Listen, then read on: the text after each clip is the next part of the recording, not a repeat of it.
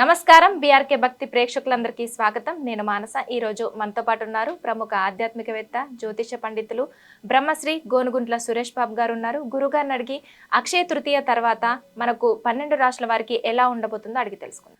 నమస్కారం గురుగారు. నమస్తే గురుగారు, ద్వాదశ రాశుల్లో మకర రాశి వారికి మే నెలలో ఎలా ఉండబోతుంది? మనం మకర రాశి వాళ్ళ రాశి ఫలాలు చూసుకుందాము మే మంత్లో. అయితే మే మంత్కి ఒక విశిష్టత ఉంది. అదేంటంటే ఈ మే మంత్ మనకి వైశాఖ మాస చతుర్దశి నుంచి ప్రారంభమవుతుంది. వైశాఖ మాసం అనగానే మనకి విష్ణుమూర్తికి అత్యంత ప్రీతికరమైన మాసం.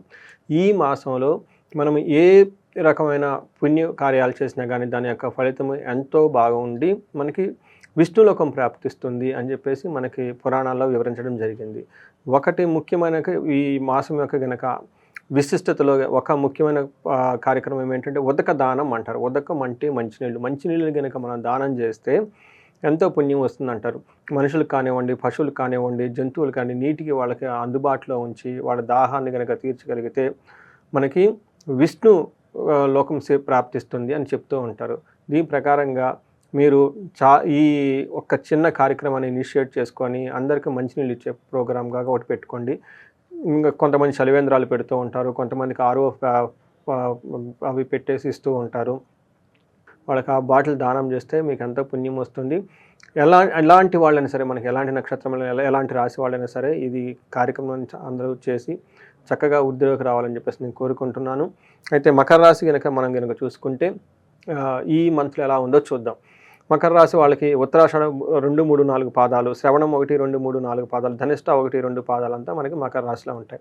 పేరు బలం కనుక మనం చూసుకుంటే వీళ్ళకి బో, జా, జీ, జూ, జే, జో, కా, గా, గీ అన్న అక్షరాలు కూడా మనకి మకర రాశిలో ఉంటాయి.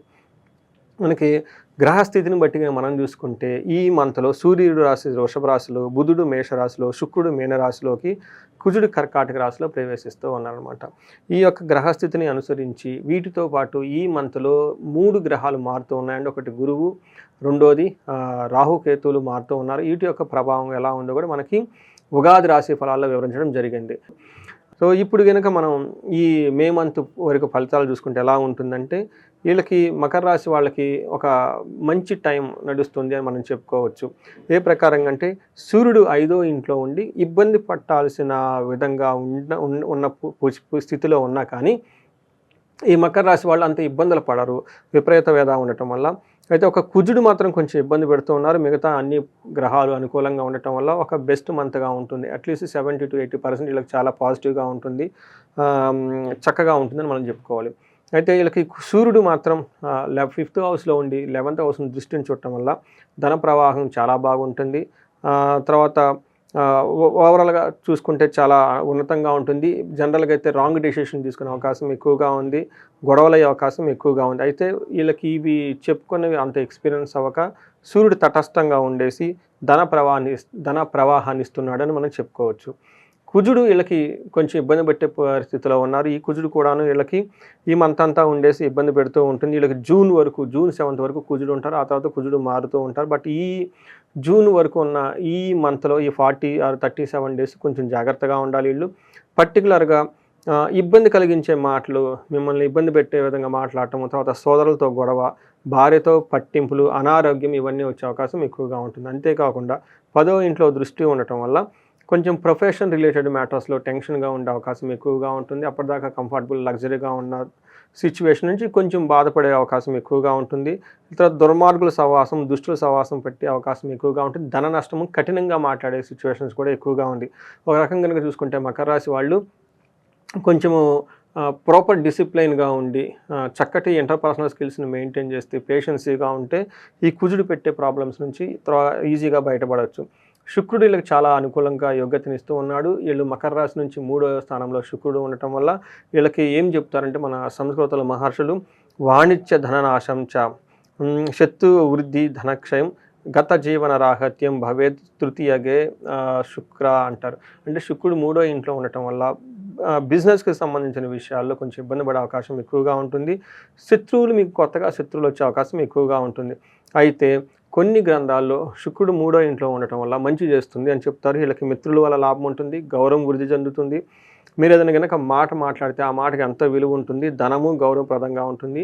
ఓవరాల్గా కనుక మీరు తీర్థయాత్రలు చేయటం, పుణ్యక్షేత్రాలు వెళ్ళటం, ఆశ్రమాలు వెళ్ళటం ఇవన్నీ జరిగే అవకాశం ఎక్కువగా ఉంటుంది. చక్కగా ఒక ప్లెజరబుల్ మూమెంట్స్ని కూడాను ఈ మకర రాశి వాళ్ళు ఎంజాయ్ చేస్తారు. అయితే మనకి శుక్రుడు ఒక్క విషయంలో కొంచెం జాగ్రత్తగా ఉంటే, ఒక ఇంటర్పర్సనల్ స్కిల్స్ని డిసిప్లిన్ మెయింటైన్ చేస్తే మిగతా అన్ని విషయాలకు వీళ్ళకి చాలా అనుకూలంగా ఉంటుందని మనం చెప్పుకోవచ్చు. అలాగే ఈ రాశి వాళ్ళు ఎలాంటి పరిహారం చేసుకోవాలంటారు? ఇందులో ఉన్న 3 నక్షత్రాలు ఉన్నాయండి. అవి ఉత్తరాషాఢ, శ్రవణం, ధనిష్ట నక్షత్రాలు మనం చెప్పుకోవచ్చు. ఉత్తరాషాఢ నక్షత్రం వాళ్ళకి జయప్రదంగా ఉంటుంది, ధనప్రాప్తి ఉంటుంది, లాభప్రదంగా ఉంటుంది, ధన ప్రవాహం కూడా ఉంటుంది. వీళ్ళకి ఛాలెంజెస్ వచ్చేటప్పటికి ధనహీనత ఉంటుంది, హానికరంగా కూడా హాని జరిగే అవకాశం ఎక్కువగా ఉంటుంది. శ్రవణం నక్షత్రం వాళ్ళకి జయప్రదంగా ఉంటుంది, ధనప్రాప్తి ఉంటుంది, ధనలాభము కూడా చూపిస్తుంది. వీళ్ళకి ధనహీనత ప్లస్ బంధించబడినట్లుండే సిచ్యువేషన్ కూడా వీళ్ళకి చూపిస్తూ ఉంది. ధనిష్ట నక్షత్రం వాళ్ళకి కనుక చూసుకుంటే వీళ్ళకి జయప్రదంగా ఉంటుంది, ధనలాభం ఉంది, బంధించబడినట్లుండే సిచ్యువేషన్స్ నుండి ధనహీనత కూడా ఉండే సిచ్యువేషన్స్ ఎక్కువగా ఉంది. అంటే ధనము కానీ ఇబ్బంది పడే అవకాశం ఎక్కువగా ఉంది. అంతేకాకుండా ఉత్తరాషాఢ నక్షత్రం వాళ్ళకి రాంగ్ డెసిషన్ తీసుకునే అవకాశం ఎక్కువగా ఉంటుంది. శ్రవణం వాళ్ళకి, ధనిష్ట నక్షత్రంలోకి స్త్రీ నాశనం, బుద్ధి నాశనం, అంటే రాంగ్ డెసిషన్ తీసుకోవటము, లేదంటే స్త్రీల ద్వారా లేదా స్త్రీలైతే పురుషుల ద్వారా ఇబ్బందులు పడే అవకాశం చూపిస్తుంది. ఓవరాల్గా కనుక చూసుకుంటే వీళ్ళకి మకర రాశి వాళ్ళకి ఒక 75 to 80% చాలా అనుకూలంగా ఉంది, ఒక 20% ఛాలెంజింగ్గా ఉందని మనం చెప్పుకోవాలి. వీళ్ళకి అన్ని విషయాల్లో చాలా సక్సెస్ఫుల్గా ఉంది కాబట్టి ధనహీనత చూపిస్తుంది కాబట్టి ధనానికి ఇబ్బంది పడే అవకాశం ఎక్కువగా ఉంది. ఇలా ధనహీనత ఉండటం వల్ల సుబ్రహ్మణ్యేశ్వర స్వామి ఆరాధన చేసిన, 2 కుబేర పాశుపత అభిషేకం చేయించుకున్న చాలా బాగుంటుంది. ఇంతే కాకుండా ఎవరైనా బంధించబడినట్లుండే సిచ్యువేషన్స్ ఎక్కువగా ఉంది కాబట్టి ఈ సిచ్యువేషన్ నుంచి బయటకు రావడానికి విష్ణు ఆలయాలు దర్శించుకుంటే చాలా మంచిది. తిరుపతి కానివ్వండి, లేదంటే ఎన్ని శైవ క్షేత్రాలను దర్శనం చేసుకుని దానితో పాటు లక్ష్మీ అమ్మవారితో కలిసి ఉన్న విష్ణు ఆలయాలు చక్కగా చేస్తే బాగుంటుంది, విజిట్ చేస్తే చాలా బాగుంటుంది. ఎవరైతే హైదరాబాద్లో ఉన్నారో వీళ్ళకి బెంగళూరు నేషనల్ హైవేలో హైదరాబాద్ నుంచి శంషాబాద్ ఎయిర్పోర్ట్ తర్వాత ఒక 30 కిలోమీటర్స్ తర్వాత పెంచర్ల అనే ఒక విలేజ్ ఉంది. ఇక్కడ అనంత పద్మనాభ స్వామి స్వయంభువుగా కొలువై ఉన్నారు. ఇది కనుక విజిట్ చేస్తే వీళ్ళకి బంధించబడినట్లు ఉన్న సిచ్యువేషన్ నుంచి బయటపడే అవకాశం చాలా ఎక్కువగా ఉంటుంది.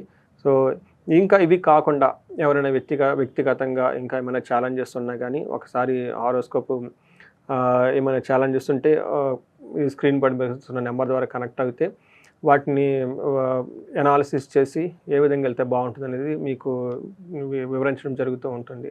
ఓకే గురుగారు, మకర రాశి వారి గురించి అలాగే వాళ్ళు చేసుకోవాల్సిన పరిహారం గురించి చాలా చక్కగా వివరించారు. ధన్యవాదాలు. నమస్కారం, ధన్యవాదాలు.